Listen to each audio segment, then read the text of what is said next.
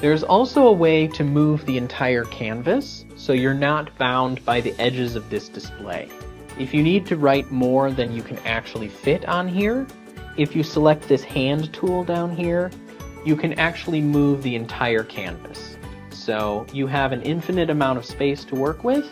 You can also zoom in and out on the whole thing at once, instead of just one particular part that you're resizing. So that's definitely convenient if you have a lot to put on your whiteboard.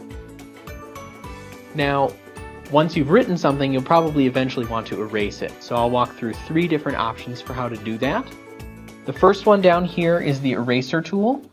The eraser will erase specific lines or items that you've drawn. So here I would just select the number that I wrote and cross it off. Then it will get rid of that.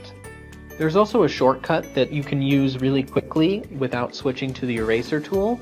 Instead of using a stylus or your finger, if you just ball up your hand and hold it on there, you will be able to get an eraser that will scrub out whatever you're working on.